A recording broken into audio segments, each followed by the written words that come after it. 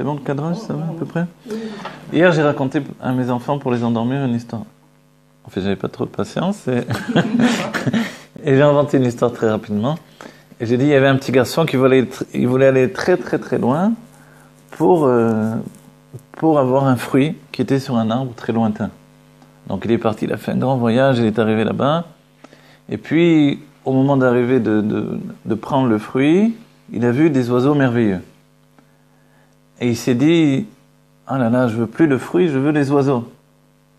Ils sont tellement magnifiques. Et au moment d'essayer d'attraper un oiseau, il n'a pas réussi. Et alors il a dit, bon, je vais prendre le fruit quand même. Il a été pour prendre le fruit, l'oiseau est venu, il a pris le fruit. Alors il s'est mis à pleurer, il a dit, je suis venu jusque-là, j'ai ni le fruit ni l'oiseau. Et en repartant sur le chemin, en repartant chez lui, il a rencontré un autre petit garçon et il lui a raconté son histoire, ses malheurs. Et le garçon lui a dit, mais tu as vu que toi, qu'on part en voyage pour apporter une carte postale? La carte postale, c'est juste un souvenir du voyage. Mais l'essentiel, c'est le voyage lui-même. C'est ça qui est intéressant. Et toi, tu croyais que le fruit ou l'oiseau, c'est ça ce que tu devais ramener? Mais non, c'est tout ce que tu as obtenu sur le chemin, quand tu es arrivé là-bas, ce que tu as vécu, ce que tu as vu. Et ça, c'est l'erreur de notre vie, en fait. C'est que souvent, on croit que, voilà, la Géoula va venir, on veut la Géoula, on veut la Géoula. Et quoi, le reste, c'est FKR. L'exit, c'est FKR, ça vaut rien. Non. En fait, tout ce qui, voilà, la Géoula, elle est quand on prend la valeur de ce que l'on vit au moment présent. Et que atteindre un but, c'est aussi se former à ce but-là. Dans le monde des peintres, par exemple, souvent les peintres, ce qui les intéresse, c'est le moment où ils travaillent. Quand ils ont terminé, ils n'en ont plus rien à faire, en fait. Voilà, et ça, c'est de la vérité. C'est-à-dire, le moment de la création lui-même, il n'est pas juste pour obtenir la finalité. Dans notre génération, quand on voit des gens qui sont encore des artisans à notre époque, alors qu'a priori, ça devrait être fini avec la Chine, etc. Pourquoi il y a des gens qui sont encore des artisans? Parce que c'est pas juste l'objet terminé, parce qu'on peut avoir la même chose avec une machine, peut-être même mieux. Alors c'est quoi? C'est voilà, la manière de faire et le moment vécu, ce qu'il est en train de ressentir au moment où il le fait. Et pour nous, ça c'est un enseignement du Rabbi, où il nous dit que quand Yaakov Avinu a vécu ses meilleures années en Égypte, on va dire, mais en fait il a voulu annoncer la Géoula et on l'a pas laissé, donc c'était juste un passage. Mais en fait on doit comprendre que non. Ce passage, il devient l'essentiel. Ça ne veut pas dire qu'on ne veut pas la Géoula, évidemment, mais on doit prendre le pouls de la richesse. On doit prendre en compte que ce que l'on a obtenu sur ce chemin, c'est plus que tout. Et là, comprendre que la Géoula, elle commence quand on se rend compte de tout ce qu'on a obtenu sur le chemin. Et pour nous, c'est important, parce qu'on a depuis longtemps de quoi être désespéré. Le Rabbi nous a annoncé la Géoula en Tafshin Nun Bet, Aleph, Amen Avant, voilà. Donc en fait, voilà, vivre l'instant présent, on l'a dit, c'est important.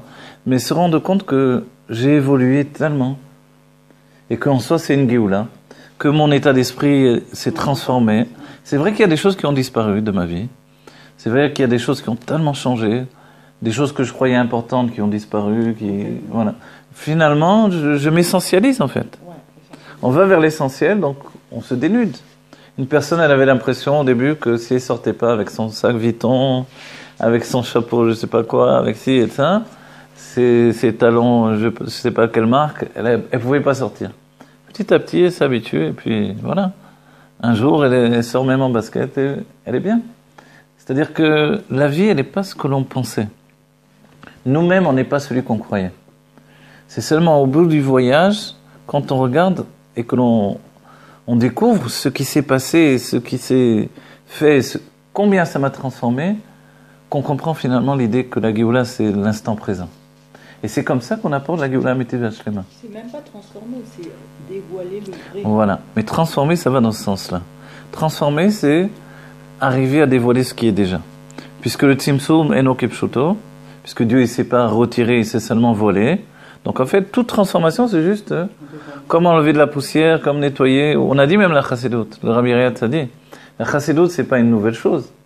C'est ce qui était toujours dans la Torah. Alors quoi?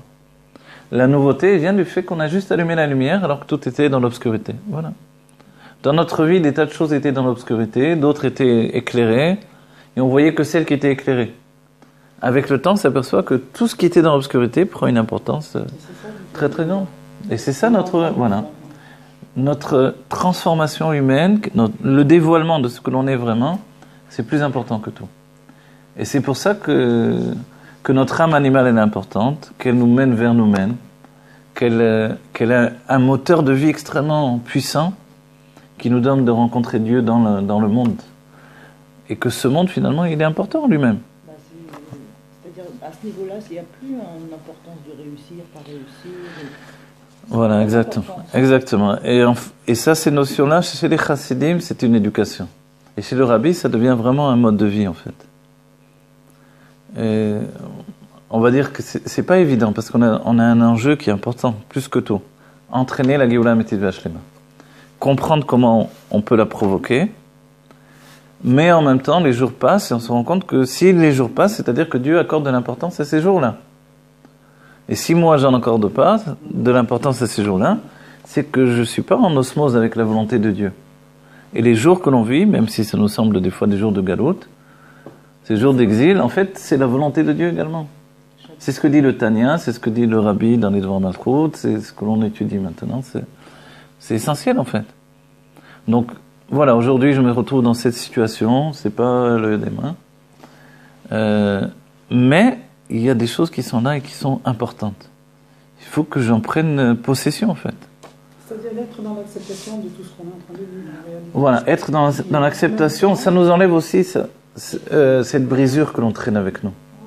La brisure, c'est l'exil en fait. La brisure, elle est bonne aussi, elle n'est pas que mauvaise, parce qu'elle nous donne d'évoluer.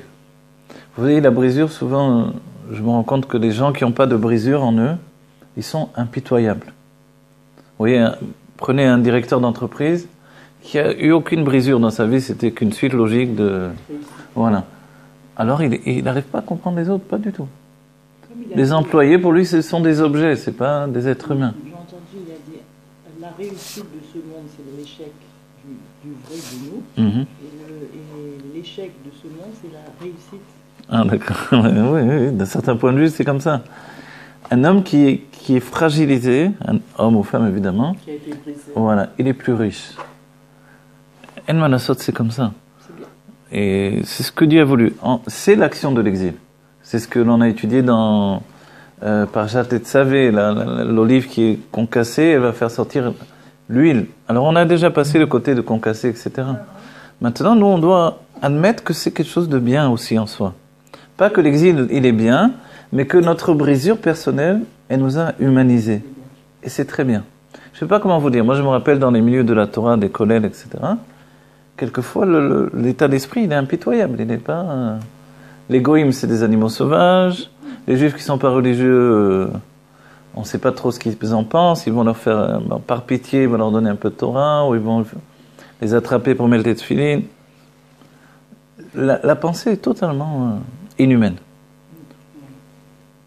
Et alors, pourquoi on est venu dans ce monde? Puisqu'on était déjà divin. On n'est pas venu pour être divin. On est venu pour être humain et que notre humanité puisse dévoiler l'être divin qui est en nous. C'est l'osmose des deux qui est la Géoula. Pourquoi quand on dit divin, on est impitoyable? Bien sûr. Ah bon. Ah, mais qu'est-ce que vous croyez? Prenez la Gemara, vous allez voir comment ils s'entretuent, les rabbinim entre eux. Mais quand on est divin de cette manière-là... Ah non, de cette manière-là, voilà. Divin qui a accepté l'être humain qui est en lui, alors ça c'est l'être merveilleux que l'on est. Imaginez le rabbi, il aurait eu que l'aspect dur, et on a vu là, au rabbi l'aspect dur qu'il avait. On n'aurait pas tenu, chacun d'entre nous.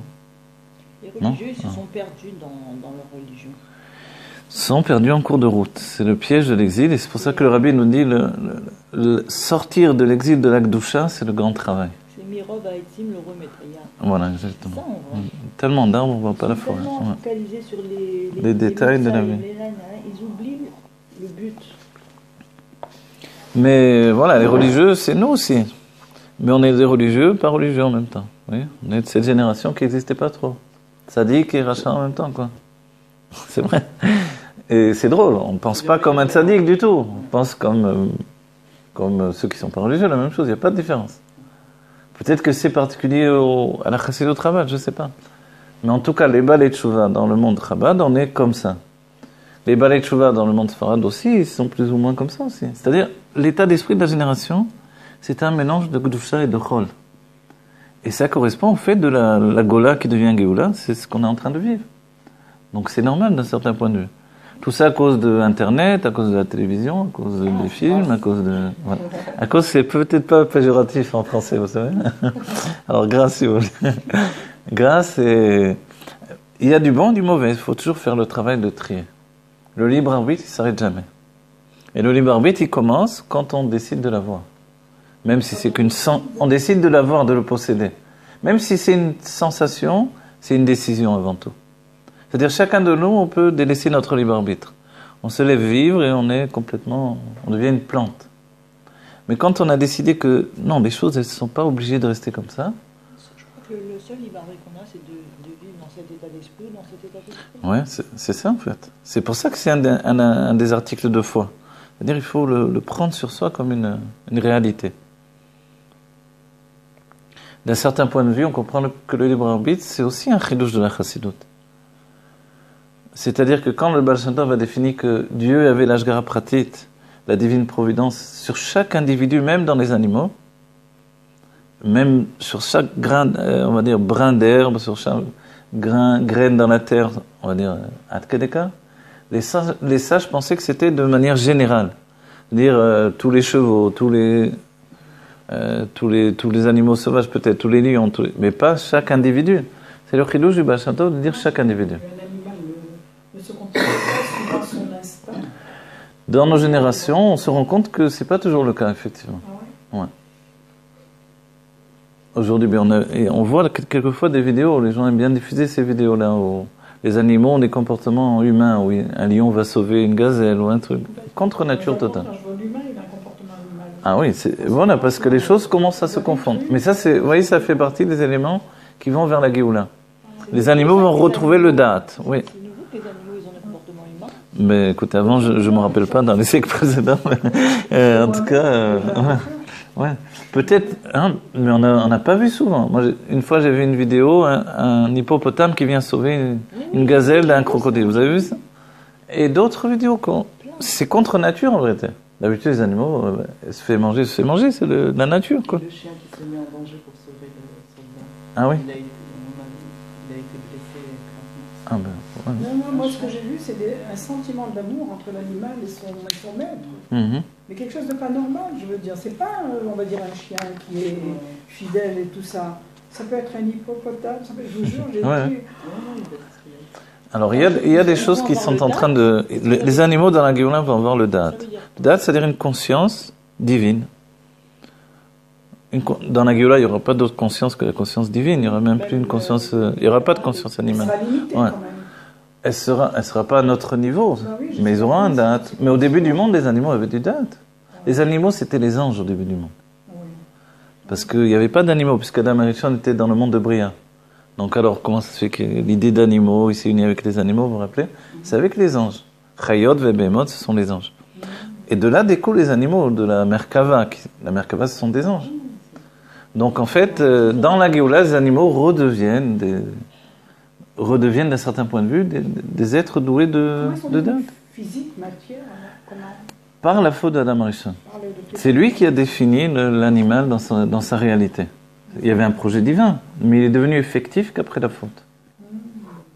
Donc le monde existe à partir de ça. C'est-à-dire que quand je prends conscience de la réalité d'une chose, elle existe. Voilà. J'avais le Rav qui... Les chats, ils vivent la Géoula. Hein? Ah oui, bien sûr. Comment Les chats, ils vivent la Géoula. c'est ça Les chats ils vivent la Géoula. Plus que vous, peut-être. Il y avait le Rav Zuckerman avec qui j'ai étudié au début en collège. Il me disait, quand tu as mangé le béguélé, où il est le trou qui était à l'intérieur? En fait, il y a des choses qui n'existent que parce que elles existent... elles n'ont pas d'existence. Et pourtant, elles prennent une place dans notre existence. Vous voyez? Elle prend une place quoi? Un halal, Le coin du mur qui n'existe pas. Il est juste la réunion de deux murs.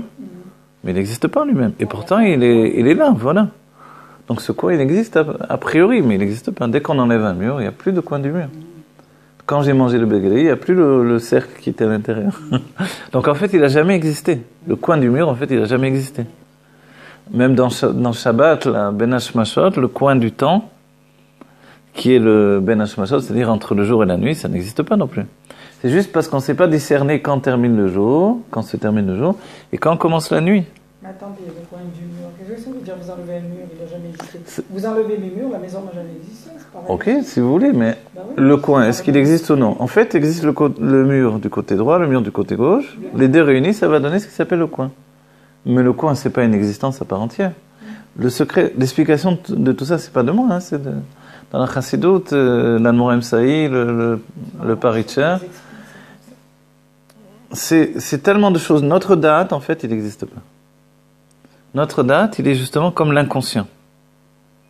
Et l'inconscient, il existe en nous sans exister, puisque ces normes d'existence, elles sont inexistantes. C'est-à-dire que c'est le... Quand je dévoile mon inconscient par la réalité, parce que je vois. en fait, voilà, quelquefois il m'apparaît que j'ai envie de vivre. Alors je dis, ça c'est de l'inconscient, parce que je ne sais pas pourquoi. Tout à coup, j'ai envie d'aller à la mer, je ne peux plus supporter d'être dans les murs. C'est des... Hop, comme ça jaillit en moi.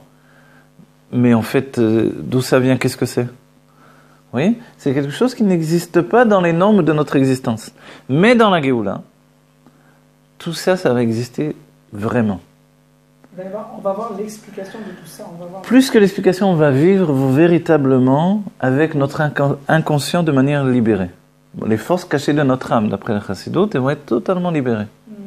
Notre âme divine va être libérée, et notre corps, lui, sera en parfaite Géoula, absolue. Il va pouvoir observer la libération de notre être au niveau de l'âme qui va passer de niveau en niveau, d'élévation en élévation.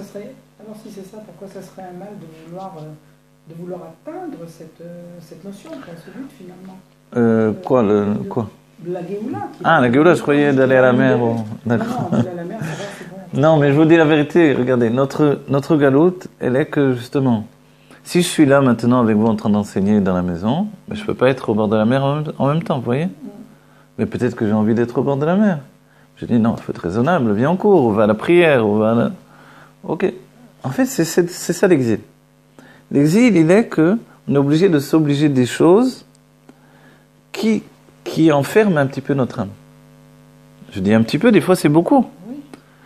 Vous n'avez pas toujours envie de vivre entre quatre murs, par exemple. Vous n'avez pas toujours envie de vous enfermer, de vous limiter. Vous voyez? Ça limite, hein. Voilà, toutes les limites que l'on s'impose, que Dieu nous a imposées par la Torah, ça a un effet de... Le Rabbi nous dit c'est comme un barrage. Ça fait un effet de barrage, vous voyez? Oui, c'est ce que je ressens. Voilà, ça accumule une tension qui à un moment se libère. Et le Rabbi l'explique pour Eretz Israël. Pourquoi on nous a donné cette petite terre-là? A priori, donne-nous l'Amérique, donne-nous, j'en sais rien. Une grande terre, pourquoi tu me donnes... Tu es le maître du monde et tu me donnes ça? Entouré d'ennemis de tous les côtés. Si c'était un homme, on aurait dit, c'est vraiment l'esprit tordu. Hein? Tu me donnes une terre et en plus, je ne vais pas pouvoir en profiter du tout. Hein? Elle n'a pas l'air aussi belle que la Corse ou j'en sais rien. Voilà. Mais en fait, c'est faux, puisqu'elle est magnifique. Seulement, sa beauté se cache. Parce que c'est ça le fait de l'exil. Elle est beaucoup plus belle que tous les endroits du monde, on dit. Si la Torah nous le dit, c'est que c'est vrai. Donc on va dire, alors quoi? Mais ça se voit que tu n'as pas vu, j'en sais rien moi. La Corse, la Suisse, voilà. On dit, non, alors comment ça se fait? C'est parce que le Rabbi nous dit c'est un endroit qui nous limite, c'est un tzimtzum dans le lieu qui provoque en fait une accumulation en nous et ça nous donne finalement la libération qui va suivre. Et le Rabbi dit c'est exactement comme ça l'exil. L'exil il n'est pas une fin en lui-même dans le mauvais côté, il est juste là pour provoquer en fait une accumulation de désirs. C'est un tzimtzum, un enfermement pour la libération qui va suivre. Et la même chose, on est rentré en Égypte, pas pour y rester. On est rentré pour en sortir. Les mitzvot dans ce cas-là? Les mitzvot, la même chose. Voilà. Les mitzvot, ça nous enferme les mitzvot. Oui, alors comment ça se passe? On va dire les avot, c'était beaucoup mieux. Ils ne devaient pas se prendre la tête trop avec tout, quoi. Ils étaient libres. En fait, les mitzvot, elles nous enferment pour arriver à un stade où on doit se libérer. Oui, mais alors, dans la Géoula, à la fois les mitzvot seront annulés et en même temps on dit on ne peut pas annuler des parties de la Torah. En fait la Géoula sera tellement immense que on verra que les choses vont se transformer petit à petit. On fera les mitzvot d'une façon... On fera les mitzvot d'une façon différente, c'est certain. mais d'une façon libérée, c'est sûr. Libérée, c'est-à-dire plus rien. Voilà, c'est plus ni même les jours de fête qui peuvent nous enfermer. C'est-à-dire les jours de fête, ok, c'est magnifique, mais des fois, la journée est un peu longue ou quoi, on commence un peu... Voilà. Alors, les préparations nous ont fatigués, le temps d'y arriver, on est content, et après, des fois c'est long, parce qu'on ne peut pas bouger, on ne peut pas faire ci, on ne peut pas faire là. C'est restreint. Voilà. On est, quoi que l'on veuille, on est restreint, on est enfermé. C'est-à-dire, il y a une part de notre âme animale... Exactement. C'est la vérité. Oui, une part de notre âme animale est enfermée. Non, en fait, il y a une part de limite qui est voulue par Dieu. C'est ça. C'est une limite. Et justement, le travail, il est de sortir. Non, il a dit tout le monde, sa limite, exprès. Alors, qu'on en ait conscience ou non, c'est-à-dire plus je dévoile la liberté dans mon être, et plus je vais ressentir. La chassidoute, elle a ceci de particulier, c'est exactement comme dans le Pirkei Avot, Marbe Da'at, Marbe Machov. Je grandis mon Da'at, je grandis ma douleur. On va dire pourquoi? C'est parce que le Da'at, il donne de s'attacher à l'infini. Or, Torah et Mitzvot, c'est le contraire. C'est se limiter sans arrêt. Se limiter sans arrêt, ça m'enferme, quoi. Alors, comment je peux m'attacher à l'infini et me limiter? De l'attachement à l'infini, quand je reviens à ma limite, alors j'ai une douleur terrible que je traîne avec moi. C'est-à-dire, on a envie de casser les murs, de pousser, de dire, arrête, oui, de tout exploser, quoi, pour dire, donnez-nous la vraie mesure du monde, la vraie mesure de la Géoula. La mesure du monde, c'est l'infini dans la limite. L'infini dans la limite, mais pas cette limite qui nous enferme. Je sais pas, les gens vivent tous, ne serait-ce que ici en Israël, mais dans le monde aussi, bien sûr. Les loyers, l'électricité, l'eau, les banques, ce monde-là, c'est un monde qui nous tue à petit feu, quoi. L'organisation de la société est là pas pour nous donner de vivre. Soi-disant, ça nous fait vivre, ça nous tue. Comment mourir à petit feu? Rentrer dans la société. Oui, c'est autre Hein? chose. Mais la société, alors, on va dire, mais pourquoi Dieu a laissé faire cette chose-là? Disons que c'est pas Dieu qui a voulu. En réalité, bien sûr que Dieu a voulu tout ça. Ça, plus les mitzvot, plus la cacheroute, plus, vous voyez? On va dire, comment on est triqué de tous les côtés. Tu n'aurais pas envie de pouvoir manger ce que tu as envie? Bien sûr. Non, j'ai envie, très sincèrement, j'ai envie de pouvoir manger marfoud, mais avec Kashrut Lubavitch. Ça veut dire, non, je vais te dire parce que ça Alors veut voilà, dire, voilà, déjà, voilà, c'est etc., pas une etc. folie, parce que je n'achète que Lubavitch et je suis très heureuse. Mais je veux dire, pourquoi doubler le prix? C'est dans ce sens-là. Pourquoi doubler Non, mais le alors, prix? mais regardez, moi je me rappelle un truc, j'étais retourné à Paris, et tout à coup, ça m'a fait très bizarre à Paris, c'est que je pouvais pas aller manger où je voulais en fait. Il fallait chercher en particulier, voyager pour aller trouver juste pour... Et c'est bizarre, c'est-à-dire, quand on n'est pas habitué, quand on s'est habitué à Eretz Israël et quand on est venu là, du début, on a tout fait ici, tout à coup de ne pas pouvoir fonctionner ça fait très bizarre. Et ça, c'est une galoute en soi. La galoute, elle est que le judaïsme, il aurait dû Enfin, il doit. Et l'état d'esprit même du rabbi de faire des Batei Chabad dans le monde entier, c'est pour de sortir de cet enfermement-là. Imaginez, quelqu'un arrive en Chine, en Inde, je sais pas où, au Tibet, il peut rien manger. Tout à coup, il sait qu'il y a un endroit où il peut se nourrir, où il peut... Ça, c'est à cause voilà. des restrictions des C'est à cause des restrictions de Torah et Mitzvot. Et le vin, on peut pas, et le lait, on peut pas, et le truc, on peut pas. Et c'est vrai qu'on est comme avec une camisole de force, quoi. Vas-y, débrouille-toi maintenant. Donc, oui, on peut... Pourquoi Dieu il a voulu ça, alors? Il a voulu ça pour créer en nous un désir de vivre plus puissant, en fait. Vous savez, l'idée que l'on a, hein, c'est que, par exemple, les gens qui font tchouva et qui découvrent tout à coup que les religieux, ils sont pas forcément les meilleures personnes, c'est des voleurs, des menteurs, ils sont choqués. Je me rappelle, une fois j'avais entendu une fille qui disait « Ah, moi j'ai tout abandonné, quand j'ai vu les religieux, etc., c'était une catastrophe. » Mais en fait, l'idée, elle est très... elle est limitée, en fait. Quand je veux pas être religieux encore, j'ai beaucoup moins de Yitzhara, parce que j'ai moins de limites. Plus j'ai des limites et plus j'ai un désir qui grandit. Donc l'envie de vivre et l'envie de faire des choses, elle est plus grande. Les religieux, ils ont moins envie de vivre. Non, parce qu'ils ont plus de facilité à vivre ce qu'ils veulent vivre. Oui, mais ils n'ont pas cette chose qui enferme et qui donne envie de vivre. Qui donne envie de vivre. Ils vivent, alors ils n'ont pas envie. Ah voilà, ils vivent déjà plus facilement, donc il y a moins de désir d'obtenir ce qu'ils en passent. C'est toujours la même chose. Celui qui est en prison, mais il est fou de vie, quoi. Celui qui est enfermé où il n'y a même pas une fenêtre, pour lui, je sais pas, de voir une fleur, c'est la Géoula, mais tu lui lâches les mains, quoi. Donc voilà, alors on va dire, alors Dieu, il savait bien ce qu'il faisait. Il sait bien ce qu'il fait, donc pourquoi il nous a donné tellement d'enfermement? Le Rabbi nous dit, mais pour la libération qui va suivre. Mais le fait de m'imaginer qu'en Géoula, ça continuera les mitzvot. Ça va pas continuer de cette manière dont on... De toute façon, c'est pas la même notion. Je sais pas comment ça va. Ouais. Dans la Géoula, n'oubliez pas, vous allez être vous, plus la conscience de tout le peuple juif, plus la vision infinie. Non, mais regardez, vous allez vous projeter d'un bout du monde à l'autre. Oui. Imaginez, vous allez pouvoir faire tout ce que vous voulez, vous n'avez pas besoin ni d'avion, ni de rien, ni de tout. Le corps, il sera dans un niveau de perfection absolue. Il y a un avis, voilà. Il y a un avis qui dit que les mitzvot mitbatlot, que les mitzvot elles s'annulent, vous voyez? Ou que toutes les fêtes s'annulent, ou que toutes les mitzvot s'annulent. En fait, c'est vrai que tout s'annule dans la... Oui, parce que c'est pas un but en soi. Voilà. La limite elle-même, elle n'est pas un but en soi, elle est un moyen de dévoiler un illimité, un infini beaucoup plus grand. L'âme est infinie, mais dans son infini, elle est limitée. Quand elle rencontre la limite du corps, elle doit dévoiler en fait un infini beaucoup plus grand. Et plus le corps l'enferme, et plus elle met le paquet, on va dire entre guillemets, pour dévoiler une puissance encore plus grande. Mais c'est la limite qui nous emmène vers cette compréhension, cette perception. Oui, c'est vrai, mais en soi, si vous voulez, la limite, c'est comme... je me rappelle des fois, des chassidim m'ont dit « Ah, toi tu étudies tout ça, tu cherches les Gilouim, il faut le Etzem, pas les Gilouim. » Mais dites-moi quelqu'un qui veut que le Etzem, voilà, la table, le truc, le machin, une vie petite, rabougrie, et oui, c'est comme, je sais pas, le français moyen, il fait son truc, il est content, son petit fromage, sa baguette. C'est la vie, c'est ça que tu es arrivé de ta vie? Tu n'as pas envie de découvrir le monde entier, de voyager, de voir, je sais pas, d'apprendre des nouvelles choses, de découvrir rien? Ça? Non? Pourquoi faire? J'ai ma télé, j'ai le film du soir. Voilà. Oui, mais même hein?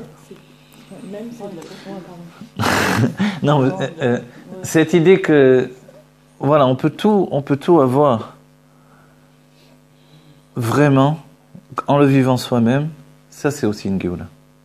C'est-à-dire la Géoula, c'est pas juste de vivre les choses toujours par procuration. Oui, les sportifs, soi-disant, qui regardent le foot à la télévision, ok, les autres sont en train de jouer, toi tu es en train de t'engraisser sur ton fauteuil. Quel rapport? Si tu aimes faire du sport, vas-y. Les gens se sont habitués, c'est ça les pièges de la société, de la technique, etc. On vit tout par procuration, les émotions par procuration. Le mari qui est insensible, tout à coup il pleure dans un dessin animé, alors qu'il n'est pas capable de dire je t'aime à sa femme. Et puis, par contre, oui, je ne sais pas comment vous dire. Tout est comme ça. Tout est dénaturé, l'être humain. Mais l'être humain, religieux, pas religieux, juif, pas juif, on a envie de vivre. Oui, comme de dire, il faut arrêter. On a envie de vivre intensément.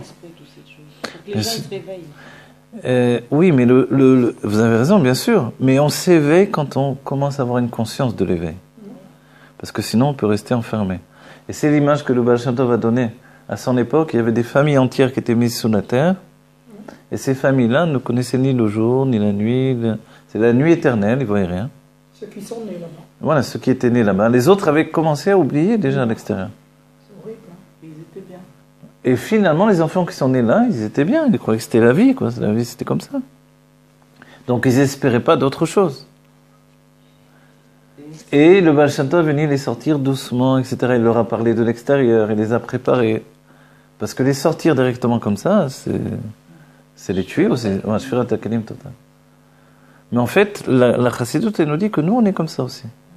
Il dit, le Nanmor Emsaï précise, les âmes de Asiya, c'est ça. Elles sont dans l'obscurité et elles croient que c'est la vie. La vie, elle est comme ça uniquement. Et ça, c'est l'exemple. Et la vérité, c'est quoi? C'est que on peut vivre dans un monde matériel sans aucune situation de dévoilement divin et on croit que c'est la vie normale.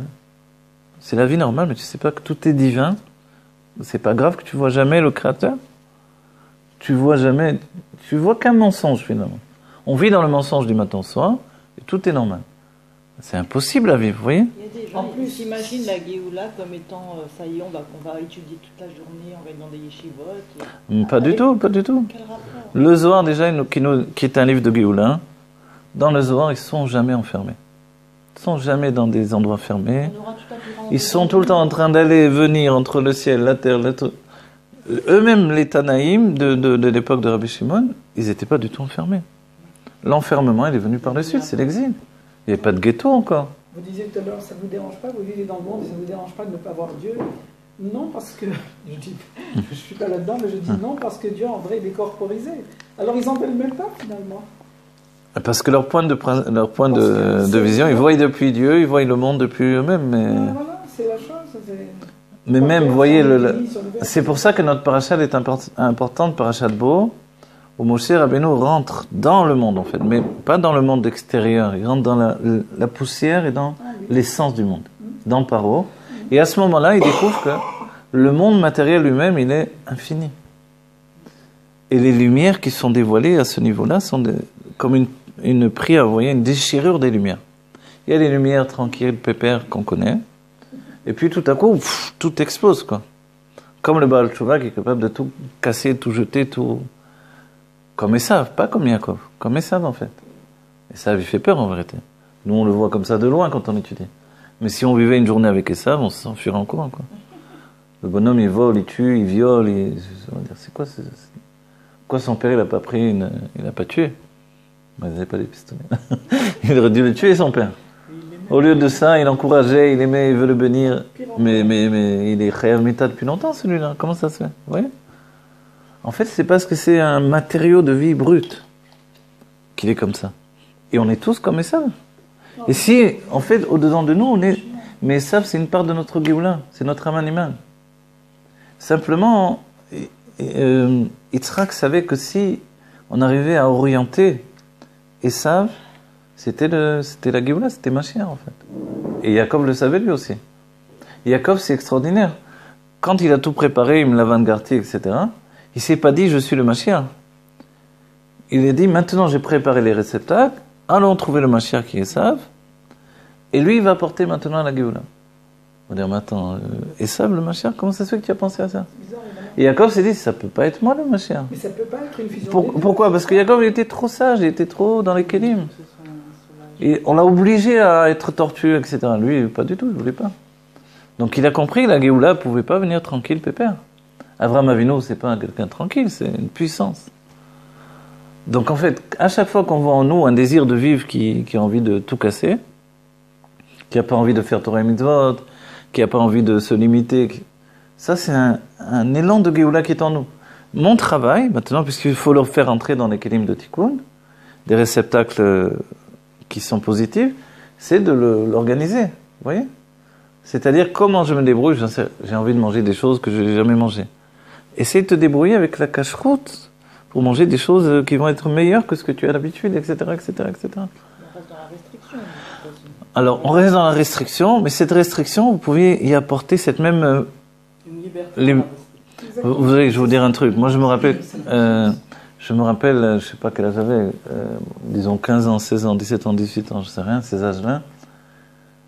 Quelquefois, je sortais, j'allais dans un restaurant, je me disais, pourquoi je suis venu là, j'aurais dû aller autre part. Je regrettais d'avoir été là. Alors, je pensais, là-bas, ça aurait dû être mieux. Quelquefois, je partais là-bas. Et après, je me disais, finalement, là-bas, c'était pas si mal. Oui. Et ce truc-là, dans la nefesh, c'est en fait que rien ne vous rassasie. Rien ne vous rassasie, rien ne vous contente. Et ça fait partie des générations de la Géoula. C'est une sorte de mal de vivre qui fait qu'en fait, tant que ça ne sera pas la Géoula Amitid V'Ashlema, ça ne peut pas nous contenter. Disons, voilà, je mange un croissant, il est bon. Le café, j'aime bien le café et tout. Ce qu'il y a de meilleur dans le café, vous savez ce que c'est? C'est l'odeur.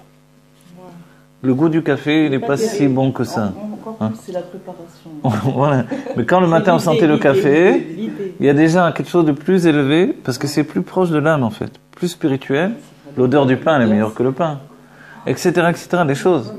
L'éveil du désir de la chose. Vous allez à Tzfat, vous avez envie de boire du café parce qu'il y a l'odeur de élite qui est dans la ville. Ouais. Mais si vous le goûtez ce café-là, voilà, à Jérusalem, vous allez dans les quartiers là-bas à côté de perd mal. Ouais, vous avez envie. Tiens, j'ai envie d'un pain au chocolat, mais je sors de table. Comment ça se passe? C'est les odeurs sont plus puissantes. Les odeurs, c'est directement. Voilà. C'est l'âme qui s'éveille directement. Et ça, on ne peut pas le remplacer par quoi que ce soit. Une fois que vous avez goûté, ah, c'était pas ça. Non, jamais. Ah oui. C'est jamais ça. Ben oui.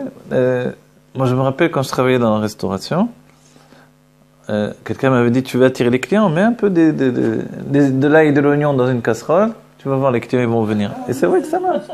On met un peu d'huile d'olive, de l'ail et de l'oignon, l'odeur est tellement bonne, les gens viennent. Et c'est ça notre vie des fois. Un petit quelque chose mais bien arrangé, les sages disent on mange avec les yeux. On est attiré par des choses qui ne sont pas ce que l'on a en fait. C'est ça le truc. Les gens courent après les films, ils vont voir un film, il était super, et c'est quoi la suite? Il faut un meilleur. Non, des fois on voit des images de gens qui sont prélassés à la plage, mais quand on y va, nous, c'est bon. On est à la piscine avec un cocktail et tout, et on le vit, on n'aime pas. La vision, elle est bien. Voilà, vous voyez comment c'est? C'est vrai, c'est extraordinaire. Mais t'as qu'à arriver plus tard. Mais oui, tu rates une heure, c'est pas grave. Au travail, oui, comment ça se passe au travail? J'aurais tellement aimé. Bon, alors une grande réussite si Dieu veut. Là. Je suis en Galice. Alors, il faut reprendre la peinture, il faut reprendre les nianis. Ouais, mais dans ta chaîne. Allez, il faut se donner de vivre. En tout cas, j'aimerais plus étudier. Ah oui? Alors ça c'est bien. Il faut déjà venir. Oui. Alors, voilà. Eh bien, même 5 minutes, même 10 minutes, Bezrat Hashem. À très bientôt, que du bonheur. Bon, voilà, alors, on va dire, peut-être on va faire première partie de notre cours. Non, mais c'était super. Voilà, c'est important pour nous de parler de ces choses-là. Parashat Bo, on n'oublie pas que on rentre dans le monde. C'est-à-dire qu'on peut se dire, voilà, j'ai tout ce qu'il faut dans le monde pour être heureux, et je suis pas heureux pourtant. C'est parce que le monde, c'est que aussi l'écran extérieur. Mais je dois rentrer dedans. Imaginez, vous avez une belle boîte de bijoux, mais il n'y a pas de bijoux à l'intérieur. La boîte, elle est très belle. Moi, j'irai plus loin. Si vous avez des bijoux, ça vous fait rien. Non, mais qui plus c'est. Mais déjà d'obtenir l'intérieur. Le rabbi donne un exemple, il dit, si on a un diamant dans la poche, même si on ne le regarde pas à chaque instant, on sait qu'on l'a. Le secret de ce monde, c'est qu'on est avec l'essence. Elle est là, l'essence. Donc c'est ce qui nous donne de tenir malgré tout. On sait que l'essence de Dieu se trouve dans ce monde. Sinon, c'est vrai que les gens qui se droguent et qui boivent et qui quittent le monde et qui... Peut-être qu'ils ont raison. Mais en fait, ils ont tort parce que la Géoula doit se vivre ici. Mais autrement, ça serait invivable. Donc en fait, notre travail à nous, c'est vraiment de faire une fusion nucléaire entre la lumière divine et la réalité. Et pour ça, il faut savoir que la Géoula de fuir le monde, c'est une Géoula qui est fausse. La Géoula de Parashat Bo, c'est ça, c'est rentrer dans le monde et vivre une Géoula tellement puissante qu'il n'y a jamais rien eu d'autre que ça en fait auparavant. Si on rentre dans le monde